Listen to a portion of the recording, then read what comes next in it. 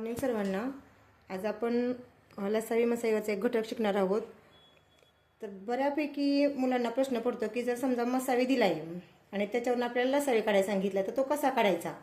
कारण त्या ठिकाणी संख्या तर दिलेल्या नसतात, फक्त मसावी दिलेला असतो आणि त्याच्यावरून आपल्याला लसावी काढायला सांगितलेला असतो.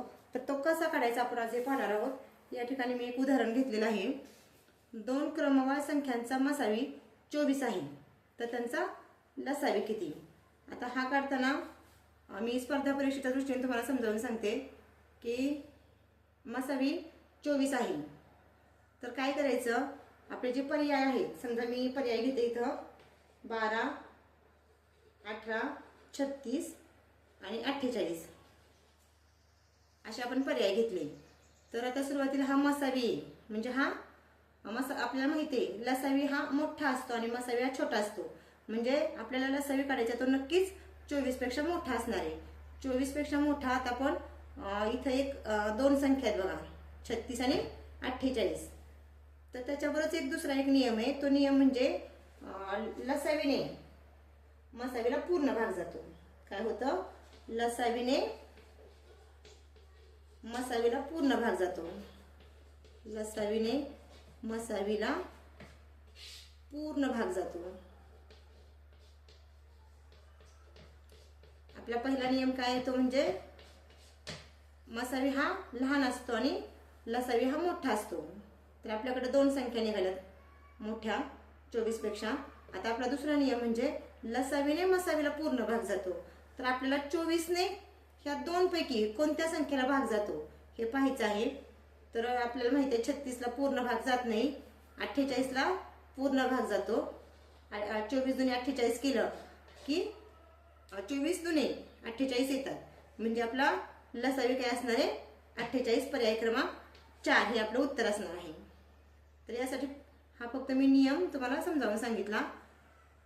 पर्यायातले उदाहरण, पर्यायातल्या संख्या घेऊन या नियमाचा वापर करून उत्तर काढायचं आहे.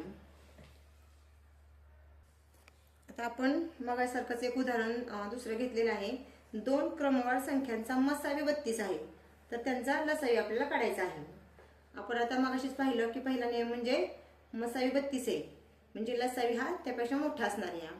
आता इथं जर तुम्ही पर्याय पाहिले तर 4ही पर्याय 32 पेक्षा मोठे आहेत. तर आपल्याला आता दुसरा नियम वापरायचा, तो म्हणजे काय, तर लसावीला मसावीने पूर्ण भाग जातो. लसावीला मसावीने पूर्ण भाग जातो. मग आता याच्यामधल्या कुठल्या संख्येला 32 ने भाग जातो आपल्याला पाहिजे. तर आपण जर पाहिलं तर 32 ने 96 ला 32 त्रिक जर तुम्ही केलं तर 32 त्रिक 96 होतात. म्हणजे 96 ला पूर्णपणे भाग जातो. 49 ला पण जात नाही, 50 ला पण जात नाही आणि 108 ला सुद्धा 32 ने भाग जात नाही. इथंच फक्त 96 लाच आपला नियम लागू होतो. म्हणून 96 हा त्या 2 संख्यांचा लसावी असणार आहे. आता या ठिकाणी आपण तिसरं पण उदाहरण घेतलं आहे. 2 क्रमवार संख्यांचा मसावी 15 आहे, तर त्यांचा लसावी किती. आता या ठिकाणी मसावी त्यांचा 15 आहे, म्हणजे लसावी त्यांचा 15 पेक्षा मोठा पाहिजे.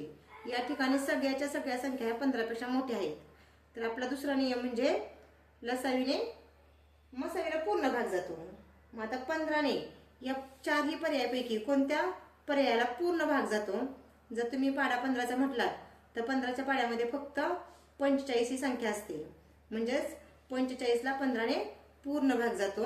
म्हणून त्या 2 संख्यांचा लसावी हा 45 आहे. ही ट्रिक वापरून आपल्याला अगदी काही सेकंदामध्ये दिलेल्या 2 संख्यांचा लसावी काढता येतो.